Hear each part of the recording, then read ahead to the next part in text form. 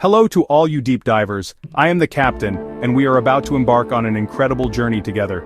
Have you ever considered that perhaps this entire universe with all its countless stars and galaxies is just a tiny bubble in a vast, boiling ocean of other realities? This question might sound like something out of a science fiction story, but it's precisely the most bizarre secret of modern physics. By the end of this video, you will understand why the world's greatest scientists seriously believe that our universe is not the only one, and how this idea can forever change the way we see ourselves and our place in existence. But before we dive into this deep ocean, we must start from a very old place, from the first stories humanity ever told itself. For thousands of years, we humans had two completely contradictory stories about the beginning of the universe. One story, like the tale of creation, says the universe was created in a magnificent moment out of nothing, a great explosion of light and energy. But another story, like what exists in Buddhist thought, says the universe is eternal. It had no beginning and will have no end. A calm, timeless ocean. These two ideas never got along. Either there was a beginning or there wasn't. But what if I told you that science today has reached a startling conclusion that perhaps both of these stories are, in a strange way, correct? What if our universe really did start from a Big Bang, but is itself floating in a timeless ocean of other universes? To find the answer to this question, we have to get on a time machine and go back to the very birth of the universe itself. How did scientists manage to take a picture of something that happened 13,700,000,000 years ago? The answer is hidden in a highly advanced satellite named WMAP. This satellite is like a very sensitive camera that, instead of regular light, takes pictures of the heat left over from the Big Bang. This heat, like a faint echo, still exists throughout the cosmos and is called the cosmic microwave background radiation. When scientists saw this picture, what they discovered was staggering. They realized that only 4% of the entire universe is made of atoms. That is, all the stars, planets, you and me, are just 4% of the whole story. Another 23% is dark matter, an invisible and mysterious substance that embraces galaxies like an unseen halo. But the real shock was this. The remaining 73%, the main part of the universe, is something called dark energy. A strange and unknown repulsive force hidden in empty space itself, and it's pushing the galaxies apart at an ever-increasing speed. This is where an end for our universe was envisioned. A big freeze. A universe that gets colder, darker, and lonelier every day, until all intelligent life within it is extinguished. This discovery turned our worldview upside down. We were not only not at the center of the universe, but we weren't even made of its primary ingredients. We were just an insignificant speck in a dark corner of a strange universe, hurtling towards destruction. This bitter discovery raised a bigger question: why? Why is our universe so precisely and strangely tuned? This question led us to one of the most bizarre and revolutionary ideas in the history of science: the theory of inflation. In the 1980s, a physicist named Alan Guth noticed a major problem with the Big Bang theory. Our universe is unbelievably flat and uniform. It's like inflating a balloon and then looking at a very, very small point on its surface. That point seems completely flat to you, while the whole balloon is round. Guth said the only way our universe could be this flat is if, in a tiny fraction of the first second, it expanded at a speed far beyond the speed of light, like a balloon that, in the blink of an eye, grows from the size of an atom to the size of our entire observable universe. This idea of inflation, like a missing puzzle piece, solved many cosmological problems. But it had a side effect that was even stranger than the theory itself.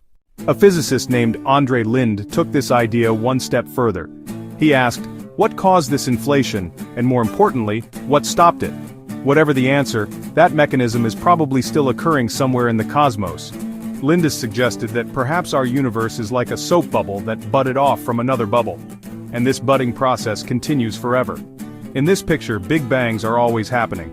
Our universe is just one of infinite bubbles floating in a multiverse. This idea, once found only in stories, has now become the logical conclusion of our best cosmological theory. But this was just the beginning of the story. Because to understand what these bubbles are made of, we must dive into the depths of reality itself, to a place where physics becomes music. So far on our journey, we've learned that our universe is likely a bubble. But what are these bubbles made of? This is where we encounter the most beautiful, and at the same time, the strangest idea in physics: string theory. This theory says that if we could look into the heart of an electron or any other particle, we wouldn't see a tiny point, but a very small, vibrating string. Every particle in the universe, from photons of light to the quarks inside a proton, is nothing but a different musical note played by these strings. The electron is one note, the neutrino another, and the quark a third. From this perspective, the laws of physics are the laws of harmony and coordination between these notes. The laws of chemistry are the melodies that can be played on these strings. And the entire universe is a vast and magnificent symphony of strings. This theory tells us that the mind of God, a phrase Einstein liked to use, might be the cosmic music resonating through 11 dimensions of spacetime. Yes, 11 dimensions. String theory only works in a universe with more than our 3 spatial dimensions. Perhaps there are other dimensions that are curled up on a scale smaller than an atom, and we don't feel them. This theory, also called M theory, is the mother of all strings, and it tells us that this cosmic symphony allows for an infinite number of different musical pieces. Each piece, with its own laws of physics and fundamental constants, forms a completely different universe. A bubble universe. And this is where we reach the climax of our journey. A place where science and philosophy intertwine. All this time, we have been looking for an explanation for a great mystery. Why is our universe so perfectly tuned for our existence? Why do the strength of the nuclear force, gravity, and the other physical constants lie exactly in the range that allows stars to form, carbon to be created, and ultimately for life and consciousness to emerge? If just one of these numbers were slightly different, we would have a dead and lifeless universe. This is called the Anthropic Principle. One answer is that an intelligent designer precisely tuned these numbers.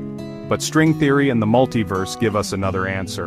An answer that is perhaps more shocking. They say there is no design. There are infinite bubble universes, each with different laws of physics and constants. It's like having a clothing store with an infinite variety of sizes. It's not strange to eventually find a suit that fits you perfectly.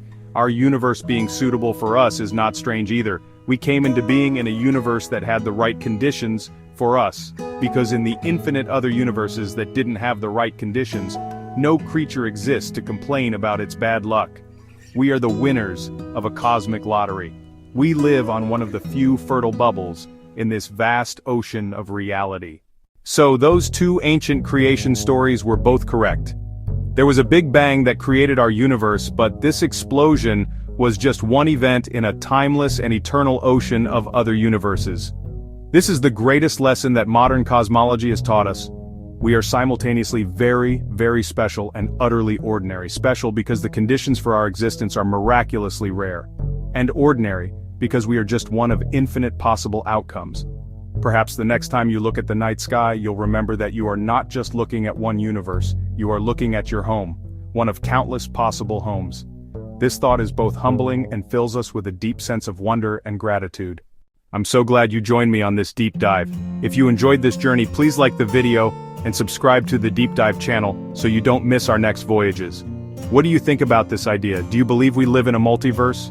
Write your answer for me in the comments. I'd love to know your perspective too. Until the next journey, take care of yourselves. We love you all very much.